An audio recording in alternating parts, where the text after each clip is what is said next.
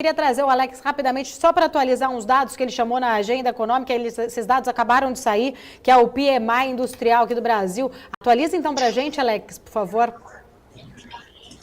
É isso mesmo, Paulo, acabou de sair o PMI aqui do Brasil, da indústria.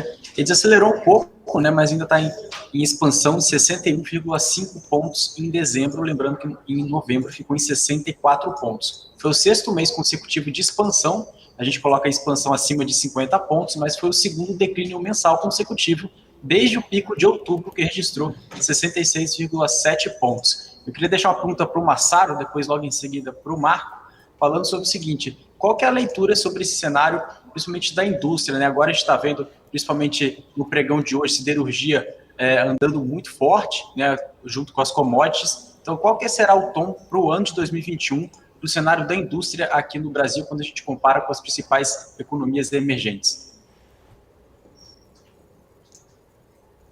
Então, vamos lá. Para mim, primeiro, né, eu estou reticente, né? Quer dizer, como eu havia dito antes, eu estou com muita expectativa, principalmente no começo do ano, para ver como que vai ser o comportamento da economia real. E eu, neste momento, eu não quero ser o cara chato aqui que vai jogar areia, né? Mas eu pegaria todos esses dados assim com de uma forma mais ou menos conservadora, considerando que isso pode estar contaminado por esse efeito sazonal aí de começo de ano. Então, assim, neste momento eu me reservo o direito de ficar um pouco cético. Quem sabe daqui uns poucos meses aí eu me rendo, né? Quer dizer, se essa movimentação demonstrar consistência.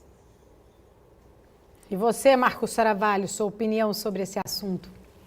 Bom, eu tenho sempre um olhar um pouco mais otimista, né? Eu acho que, assim, dependendo muito do setor, mas olhando para o patamar de câmbio, né, a gente tem, de certa forma, como eu falava aqui muito no final do ano passado, né, o patamar de câmbio ele tende a agradar mais gente, né?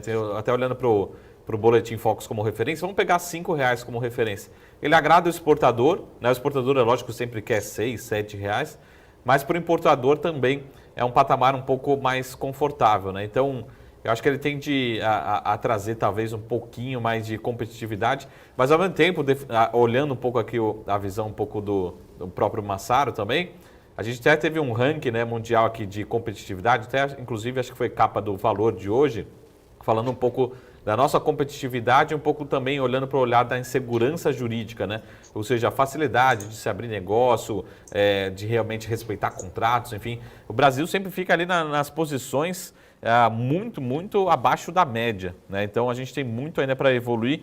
Olhando para o copo meio cheio, eu fico pensando assim, se a gente evoluir, imagina assim, se a gente evoluir, sair da posição, sei lá, 120 que a gente está hoje, para 100, 90, 80, a gente pode evoluir muito. Mas olhando para curto prazo, a gente tem algumas empresas aqui listadas em bolsa que estão praticamente repassando os seus custos que tiveram elevação, os custos de minério de ferro, custo do dólar, né, de produto importado, até mesmo uma commodity e repassando. Então a gente viu em 2020 o aumento de preço e já tem alguns relatórios também falando que vai ter novos aumentos de preço com destaque para a siderurgia. Então acho que a indústria tem o seu trabalho para fazer, a sua competitividade para recuperar, mas olhando para a Bolsa, eu acho que é um outro segmento, né? A gente está falando aí de empresas mais que estão num outro patamar do que a indústria média nacional. Então, olhando para a Bolsa, talvez seja destaque por conta até de uma recuperação da atividade econômica e também de repasse de custos e expectativa de melhoria das margens, né?